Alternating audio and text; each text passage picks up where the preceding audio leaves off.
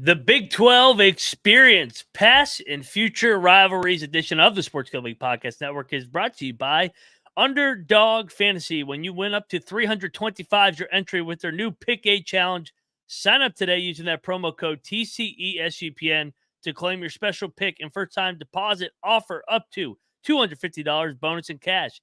Underdog Fantasy, promo code TCESGPN. And we're also brought to you by Rhythm. Get the best data-driven props and picks over at Rhythm. Claim your 7-day free trial today by going over to sportsgamblingpodcast.com/rhythm. That is the sportsgamblingpodcast.com/RITHMM today.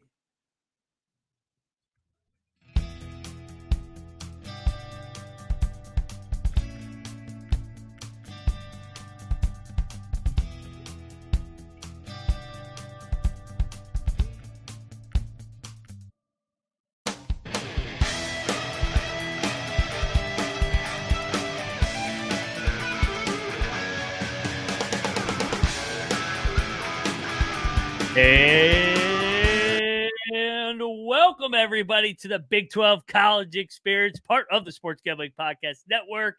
Friday, June the 28th, the final days of the old Big 12 and soon to be the new Big 12 are here. I am Moneyline Mac, a.k.a. the former video coordinator for Bob Huggins and Frank Martin. And since we're talking Big 12, you guys know him. He was born in Provo, Utah. He's a walking contradiction because he's got family in Ames, Iowa. He lives in Morgantown, West Virginia.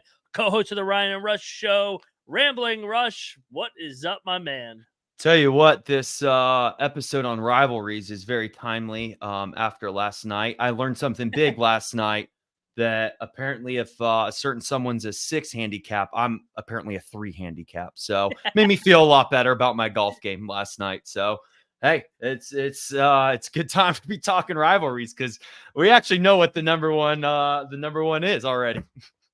Yeah, red versus blue right now. Yeah, I was joking. I go, shit, if he's a 6, I should be on the tour right now. But we'll leave the politics aside and talk some Big 12 football. But Rush, I know this episode's fun for us just because we love. Oh yeah. And I know this is kind of a reflection of we're not the main college football experience as Colby, but we're a reflection of their vision of what they believe in as well. Over here at the Big 12. And I kind of feel like the Big 12 is kind of the backbone of college football, with just the rivalries, the college atmospheres, the home fields, the coaches, players. And we're losing a couple big time rivalries, but that means opportunity for some new rivalries. And we're going to talk about it, but I don't know, Rush. So you personally, you're getting one of your favorite rivalries back in your life, and hopefully another one here in the next couple of years. But just speak to rivalries in college football. Yeah, so a couple points there you brought up is I think the advantage the Big 12 has going for them is the parity. We've talked about this a lot. The League of Middle America, the League of the blue collar working class, like parity, where from top to bottom everyone's a lot more closer together. And then if you look at the Big 10, the SEC, and then the failing ACC. So I definitely think the Big 12 is still the power conference that resembles the closest resemblance of still that spirit of college football that we all grew up on and know so much. But, with NIL and transfer portal and everything going on these days, the college landscape has changed dramatically. But I still think that Big 12 is as close to a power conference can be to that resemblance of the college football spirit. With that being said, yes, unfortunately, we are losing 2 very good rivalries and more than very good, fantastic rivalries in this conference. Red River, as you said, at least that'll be preserved in the SEC. So us being college football fans, loving the sport of college football, we still get that. The sad one is Bedlam. I guess Oklahoma got tired of getting their ass kicked every year by Oklahoma State and Gundy. And so I'm sure they'll figure that out down the road again. And I'm glad Oklahoma State's the last winner of that rivalry. But those will be 2 ones that really were kind of the heart and soul of the Big 12 as we knew it. But hey, we're on to great days ahead with Big 16, All-State 16, also whatever. We'll find out whatever we're going to be named here coming up. But at the same time, too, even though you lose those 2 ones, you're bringing back ones, the Holy War. You're able to maintain the Duel in the Desert. And where expansion potentially goes from here, we'll talk about that in the latter part of this episode. But also another rivalry that a lot of people aren't talking about is the Colorado Kansas State rivalry. I don't think that has an official name, but they're not too friendly with one another either. So the fact that Colorado's coming back into the Big 12 is huge. So even though we're losing a couple, we're really losing one, I guess, when you look at the whole grand scheme of things with college football in Bedlam, because like we said, Red River will be restored, but we're restoring rivalries as well, and I think it's going to be great, man. It definitely is shaping up to be that truck stop league, and that league where any given year it could be anyone's year. So, and that's what we want. Yeah, and that's what we talked about, the benefits of Texas and Oklahoma leaving. It kind of opens it up, man. Who's going to be, quote unquote, the blue blood, the face of the league? I mean, we make the jabs that we really didn't think Texas on the field had earned it, but kind of their pocketbooks had basically labeled them as a team to beat in the league with Oklahoma. But now, I mean, everybody somewhat is on an even playing field in terms of how much money they have with their backing. All pretty much a really, really good college town. So, like you said, the league of the middle class, the league, it's the funnest league in America because it is. You have passionate fan bases, passionate home atmospheres, whether it's football and basketball, and then obviously there's really good coaches, and I think people are underestimating this league too from a talent standpoint. I think the Big 12 kind of didn't have a good year last year, but I'm anticipating a nice bounce back year with just the quality of quarterback play. How about you? Yeah, and you see that happening, right? We see that sometimes year to year. 2 years ago, the Big 12 overperformed with TCU going in the national championship, right? And beating Michigan, in the semifinal game. And last year, there was a little bit of underperform. Well, I mean, Texas was still in it. They made the playoff too. So we've had playoff teams here, but I would say Texas, put them to the side. It was a little bit of an underperformance last year, but hey, it's now with the playoff expanding to 12 teams. It's looking like it'll be 14 in 2026. There's no reason that the Big 12 shouldn't have at least 2 teams in it every year. Maybe they go to 14. They're able to sneak a third one in there, depending on how things fold. I mean, obviously, with everyone being so close together, it can be a double-edged sword where every game's great. Anyone can win at any time. But, we see this, especially in basketball, every team ends up beating each other up. So the national audience that's just really only focused on the top 5 teams every year, and then they start putting it together, doesn't realize the actual dynamic of what's going on. And so then it ends up hurting the Big 12. But hey, I think we're in great shape. I think Yormark's done, there's a couple things we could nitpick about him, but overall, I think we've really enjoyed him as a commissioner. I really like how progressive he is in his thinking, because you have to stay relevant. And it's, adapt or die. And we're seeing, the Pac-12 didn't want to adapt. And, we're seeing what happened there. The ACC is stubborn in their ways, and not much is happening there. So even though it looked like the cards were stacked against the Big 12 back in 2020, 2021, they were able to figure it out on the fly. And now we're getting a league of 16 teams that, we'll say at least 12 of them have a shot of winning it all. At least all in terms of the Big 12 this year. And hey, that's what we market. That's what we want. We may not be the best league, but we're going to be the most fun league. And that's what we're excited about the most. That we are, Rush. Couldn't agree more. I also, couldn't agree more with is the Sports Gambling Podcast, because they got their top 10 fantasy football preview series out. Quarterbacks, tight ends episodes already out there. Never too early to start talking about that National Football League. All right, Rush, let's go 5-1 like we do when we rank them. Sure. I guess we'll talk about this. We talked about the 2 that we lost, Red River, Bedlam. Those were 1 and 2 in the league, obviously. So we lose our top 2 rivalry games, but we still have some good ones. What is your number 5 or ranked 5th rivalry game? So I'm going to do a quick honorable mention, and this is more like I brought up. So one of them is Colorado, Kansas State. I know that doesn't have an official name, but I'm excited for the resurgence of that. It's something to be on the lookout for. And I think that could adapt into a top, 5, 6, 7 rivalry here in the next couple years. Another matchup I really like that I don't think gets enough credit, but it's two excellent coaches that always go at it, especially with Oklahoma State not playing Oklahoma anymore. Watch out for this matchup of Oklahoma State and Iowa State. That was a great game last year. And it always seems like you got two coaches just willing to grind it out in Middle America. And that really is a great representation of the Big 12. So I'll put those to the side, just two matchups to, be cognizant of coming up. But for number 5 for me, it's not a specific rivalry, but it's just any team from Texas playing each other, right? The Butt Bowl, Bluebonnet, now that Houston's part of the Big 12, them going against anyone. Put any two Texas schools against one another. That's number 5 for me. I'm down for it. Yeah, I like that angle. I ended up going with the Butt Bowl over the Bluebonnet. I would agree. That's probably slightly above. Yep. Yeah, it feels the all-time series I think is 41-40. And I just had it up. I know it's 41-40 because I'm like, what is the series? 41-40 Baylor leads the Bluebonnet, ironically, and this kind of speaks to our theme of this episode, is how even this rivalry is and this league is.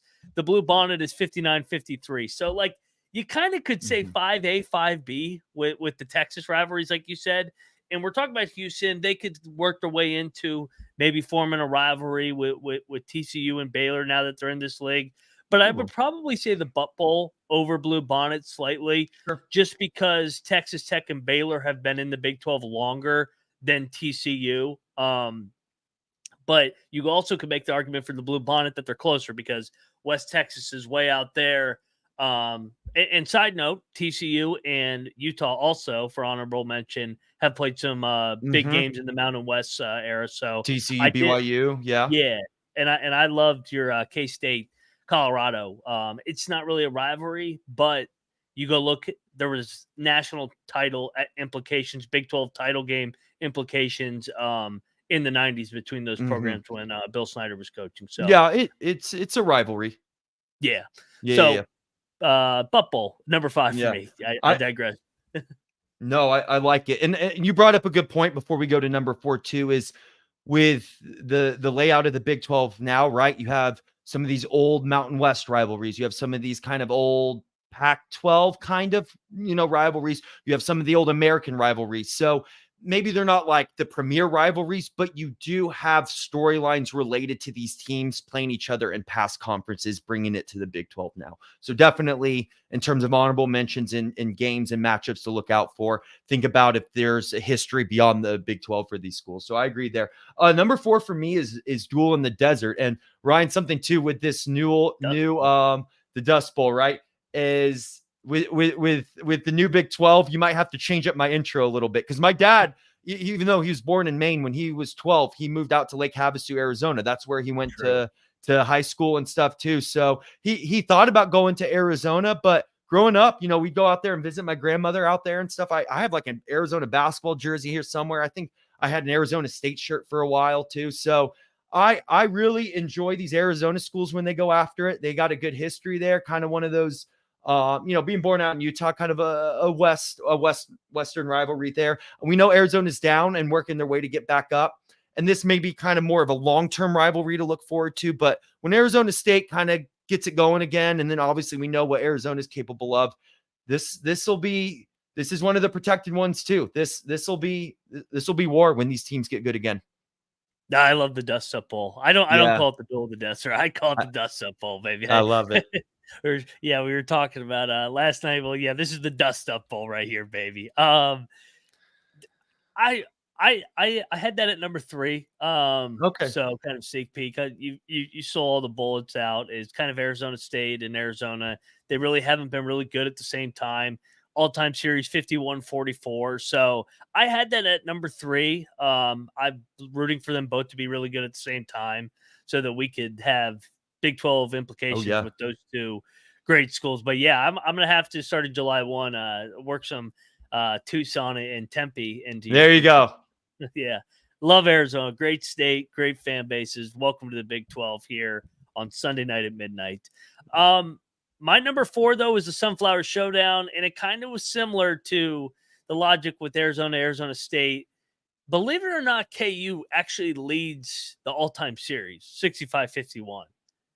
But K-State has won every matchup since 2008, and it's only a matter of time, I think, before K-State takes over this all-time series lead.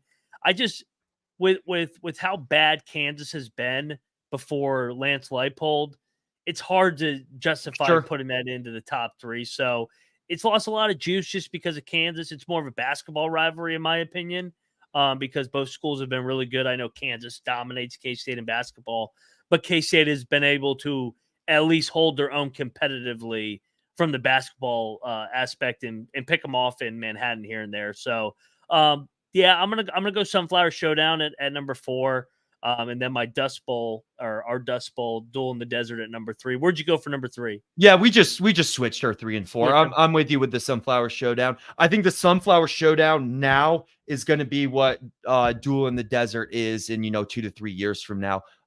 You're right. It took Kansas a little bit to get back in terms of football. Of course, we're talking football rivalries. Basketball, these would be a little different.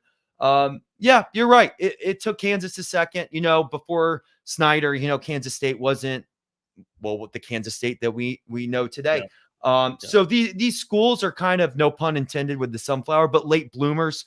But there's been resurgence and it's back. And I think it's a little ahead. Since both programs have a lot of expectations and are supposed to be really good this year. That's why I just put it slightly ahead of Duel in the Desert. But I understand what you're saying there. But yeah, I'm excited. I think it's gonna be really good this year, and hopefully, as we talked about too, Jalen Daniels stays healthy. We need a full season with him to see what Kansas is capable of doing. Yeah, I would love. I mean, Kansas almost got him last year. I think they lost by 4, and they were right there to win that game. So they have narrowed the gap, like you said, with Snyder. Snyder was beating the shit out of them year in and year out. Oh yeah, well, everyone was. Yeah, I mean, they were so bad. Real quick, I think Rush and I agree on 2 and 1. Probably. Yeah, but on the other side, we're going to talk Underdog Fantasy. Pick 8 is now live. If you're already a user, big UFC fight tomorrow night. So get on over there. Deposit between now and UFC 303 for a 10% bonus cash. And you got to use that code right above my head, TCESGPN, to claim your special pick and first-time deposit offer up to $250 bonus in cash. Underdog Fantasy promo code TCESGPN. And we're also brought to you by Circus Survivor. Circus Sports is back better than ever. 16 million guaranteed in prizes. Pick 5 NFL games each week and get a chance to win that $6 million, or enter the gauntlet and see if you can survive the Survivor Challenge. Get on over there. Ryan and Sean will be in Vegas at the Circus Sports, the greatest sports book in the world, August 22nd through the 24th. Go join those guys, Circus Survivor and Circa Millions. All righty, we are back on the Big 12 college experience, and I'm going to skip you here because I'm going to let you take number 1. Because I have a feeling we're going to agree on 2 and 1 in the order. And number 1 is very personal to you, and I would rather have you break down the history and series of it. Number 2, and this is a shame that this game is in Dublin next year, but Farmageddon, and it's not protected. And it's not protected. This was our biggest thing that we picked at Yormark's expansion when we broke down the schedule. But K-State gets 2 out of the top 5 rivalries, in our opinion, because Farmageddon, man. And this has been a common theme. I talked about the Butt Bowl. I talked about Bluebonnet, the Sunflower.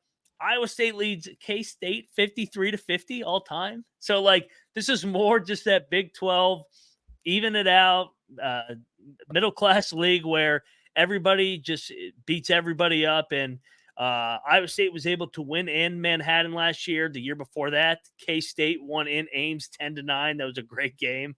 But very evenly matched series. Both fan bases want to beat each other, and there's a reason it's called Farmageddon. This game always never disappoints, and it should be played on Halloween weekend every single year. Farmageddon. Good. I love Farmageddon. What was it? 2 years ago when the game ended 10-9. Just those old grinded out. End of night, man. Field position. Crappy weather. The line was 1.5. I know. Yeah. That's. Oh man. Iowa State loses by 1 and covers. Classic. Dude, that's a tale as old as time, right? But yeah, especially for my great uncle who's that's the family, and for Iowa State for me. We've talked about Farmageddon a lot, man. This is a game where the state of Iowa, and I'm sure Kansas as well, just shuts down for, and they just go at it. This is a game that should be played at Field of Dreams every year. Just get a clear out a cornfield and just draw some lines. It was that episode in the Friday Night Lights or whatever where they played one of the Texas games and Texas semifinal games just in someone's cow ranch. It's you know what? That's where Farmageddon needs to be too. So this is it's the best. Just no automatic clock, just a running old school clock that's manually stopped and stuff. That this game brings you back 100 years. I swear. I love Farmageddon a lot. But I guess Ryan, right? That takes us to number one. Take it away. The Holy War. So a little, this is a new rivalry for some folks. So this is great too. So I had to check this because I thought these teams hate each other so much. They don't even agree on the all-time record. Utah does have a substantial advantage, right? Lavelle Edwards totally changed BYU into what the BYU we know today is. But Utah, according to Utah, they lead the series all-time 62-35. And BYU claims that it's 59-32. And they both agree that there's 4 ties. So I don't know what happened with those 3 games. But actually should probably do a little digging on that and figure it out. I'm sure it's one of those games from 1912 where one side said this thing, the other side said that thing.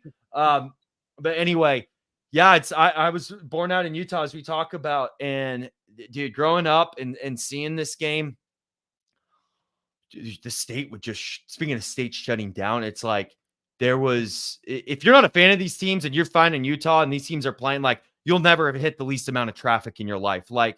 Everyone, there would be house parties, neighborhoods would get together. Oh man, this is one of those games, right? That it's for the Mormon culture, it's they're pretty, steadfast in their beliefs. They devote their lives to their church. They don't drink or anything like that. So this is their thing. This is all they have, and not all, but you know what I mean? In terms of beyond their culture. So it's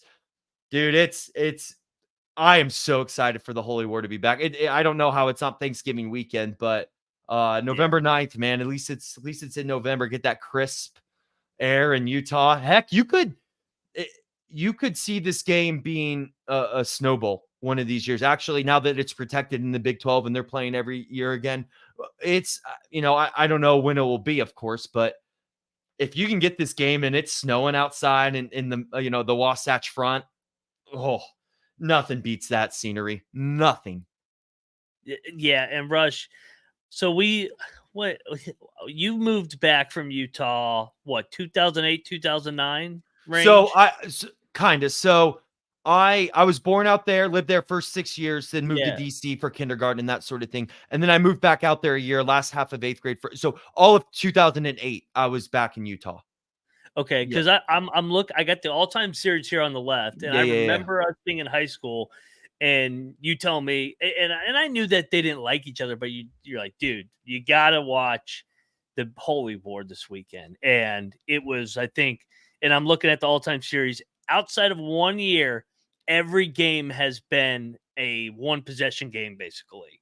It was the 26-23 overtime game in 2009 was the first one that I really, really sat down and watched, and then I was hooked. Next year, 17-16, Utah gets them. Then there was a blowout in 11, but then after that, 24-21, 2013, 35-28, 20-19, 19-13, 35-27, and then there was another Utah blowout, but then BYU got the last one before they joined it. They're joining back up.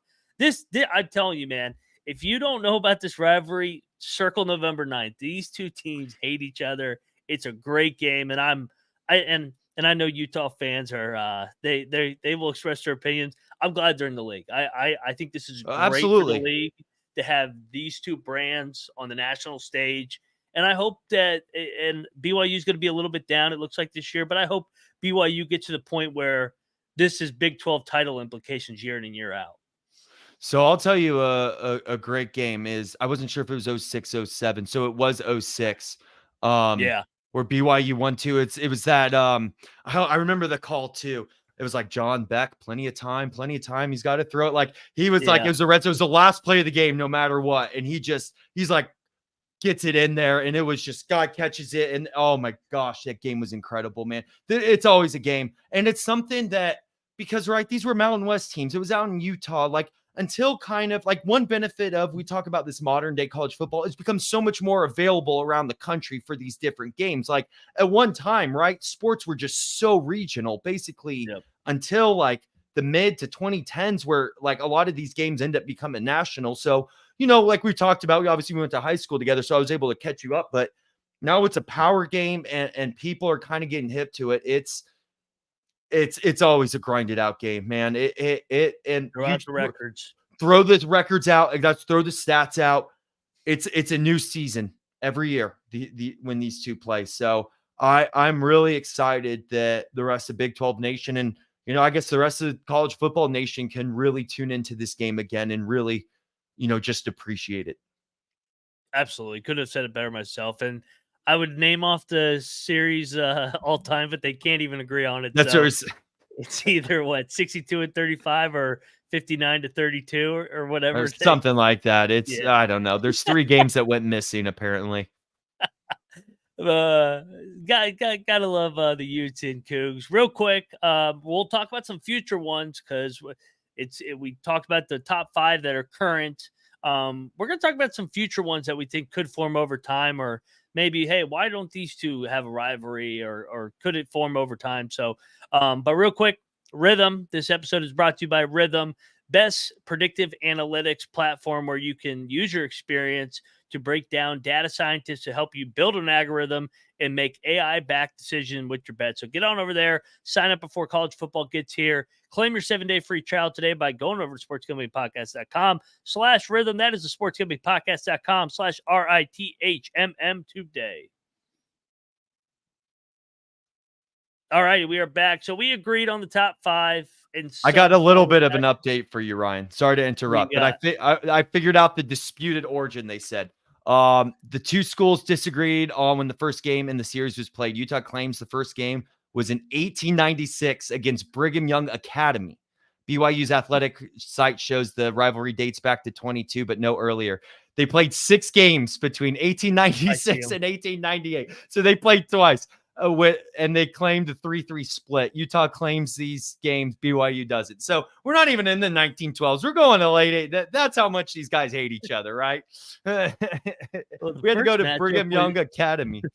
The first matchup was April 6 in 1896. This is so old that they played their first game in fucking April in Salt Lake City, where Utah won 12-4. There we go. Yeah, this is.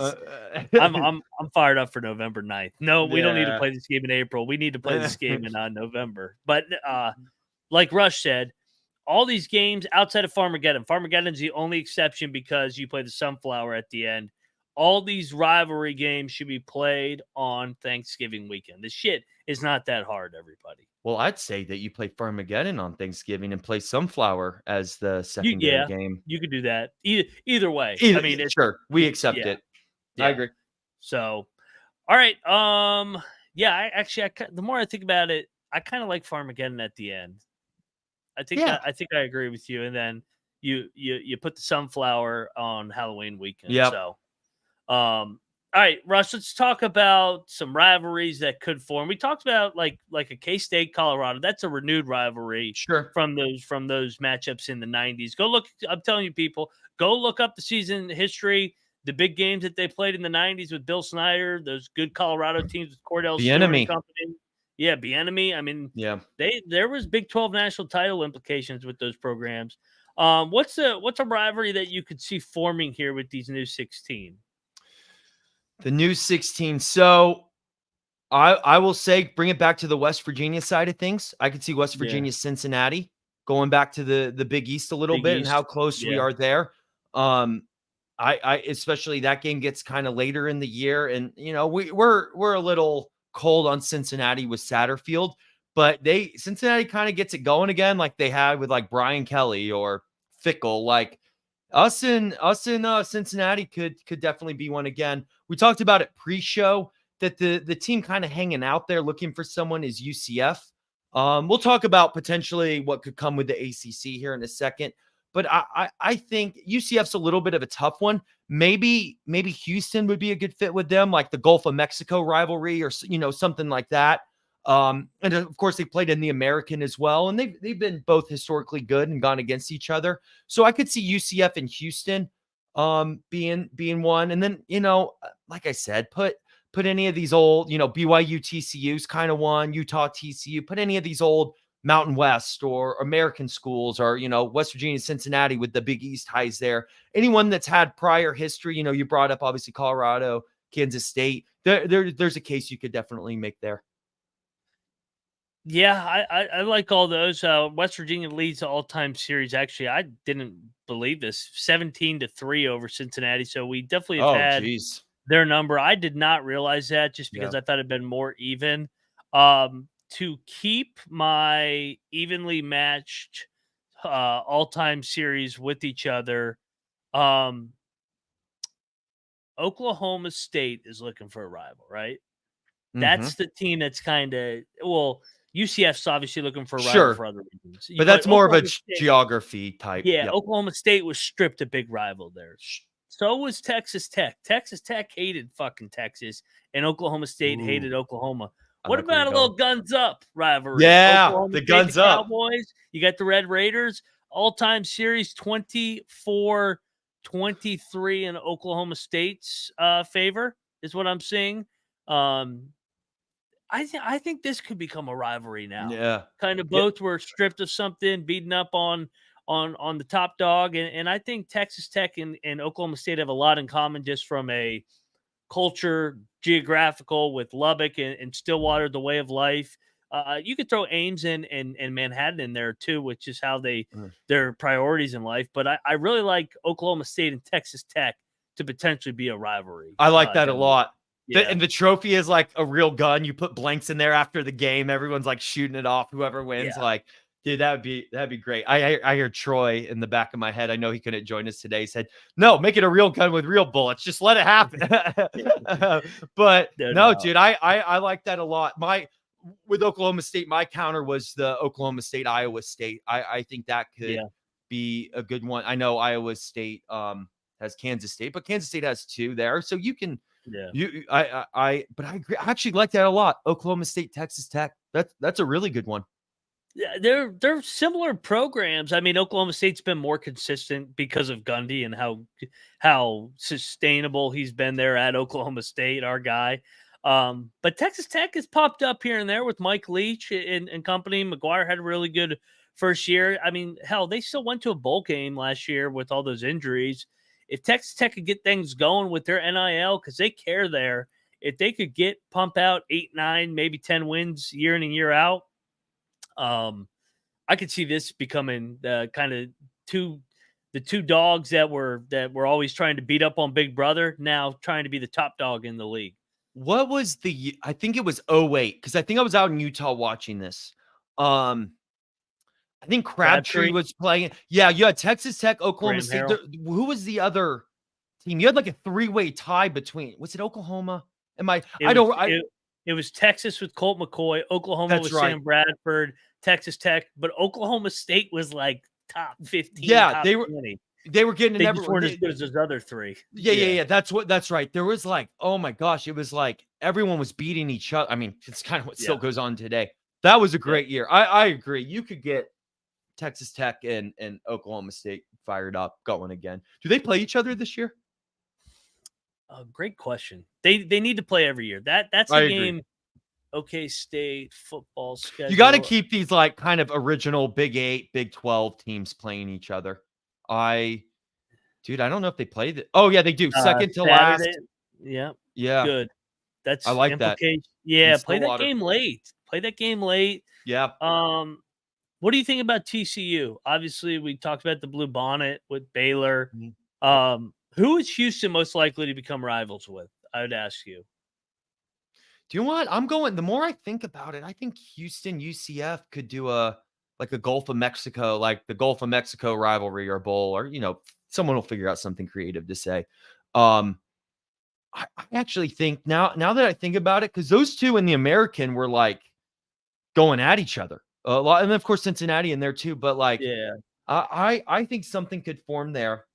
You brought up TCU. TCU is an interesting one because they have the Baylor schools, but kind of what we were saying earlier on this episode, TCU always is a thorn in BYU side. I remember Dalton, shredding. BYU was trying to be undefeated and make a bowl, and then Andy Dalton just tears them apart. And TCU, Utah. I think TCU has the advantage of maybe they don't, besides blue, but like a perfect rival, but they have the Texas schools, and then they have their old Mountain West. So you're able to form a lot of dynamics still with TCU. I'm kind of looking up to I'm trying to find from a Houston aspect who they view, and Houston fans, leave in the comments who you guys want to be your rival. I'd be curious because that is a good question. Their rival they're not rival, but the team that they hated forever left for the SEC. They hated Texas because Texas is the one that kept them out of the Big 12 because Texas is a bunch of pussies. And so I just think maybe Houston and Baylor could be something. Houston and Baylor, I mean, little blood money both ways. I mean, you got the oil money, then you got the church over at Baylor. I mean, I think there's some shady stuff in both those programs, and I think Houston is going to be good, especially with Willie Fritz. So I'm looking forward to Houston in the future here in the Big 12 when they get a couple cycles with that Big 12 money.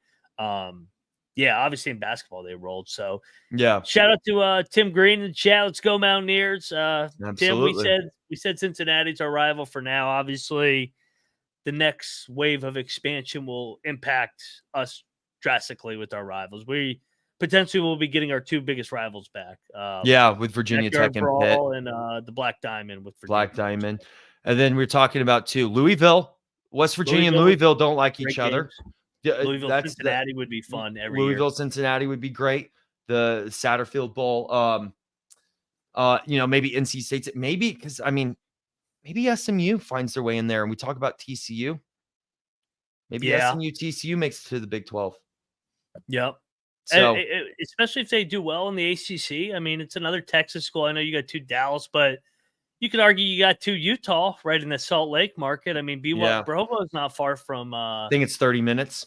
Yeah. So. Yeah. We got to get out there for the Holy War in the next couple of years. I need to get out there for that game. Yeah. Only if we had a place to stay out there, Ryan. Oh wait, we got a place to stay out there, so we'll we got to get that on the calendar. So don't tip Park me City, a good baby. time. Well, we probably want to go when they're at Utah for drinking purposes. Yeah, I don't really want to be smuggling alcohol at BYU. So, all right, guys, that was fun, man. And like I said, this is I think you can sense it with Rush, myself, Troy's, even in the main channel, their excitement for this new Big 12.